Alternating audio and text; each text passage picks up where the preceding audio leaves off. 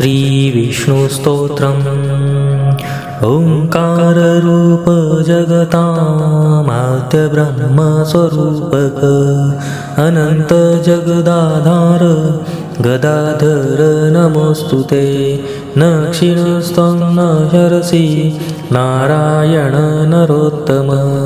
नवनीरधर श्याम नमस्ते नलिनेक्षण मोक्षसेवितपादाब्ज मोहव्यूह विमोहन मोदेनात्मस्वरूपेण मोदिताय नमोस्तुते भजतां भवनाशाय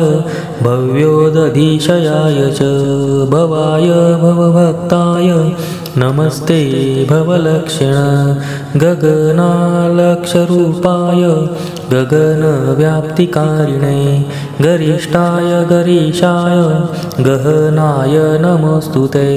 वरिण्ये वर्णार्थाय वन्दनीय प्रदाय च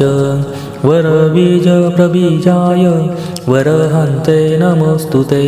तेजप्रसादरूपाय तेजरूपाय तेजसे तेजप्रदीप्तलोकाय नमस्ते तेजसात्मने वाणीनाथाय बालाय वायुरूपाय वाहिने बान्धवाय बलद्बाहु बलयुक्ताय ते नमः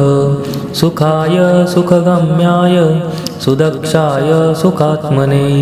सुन्दरत्वसमुद्रैक देशलेशाय ते नमः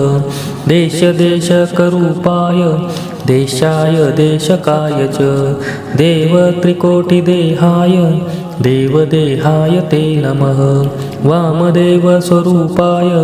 वामनाय नमो नमः वाराहतनवे बाल वपुषे ते नमो नमः यज्ञयज्ञाय यज्ञाय यजमानाय ते नमः यजुरादिविदे यज्ञ यष्टव्याय नमो नमः।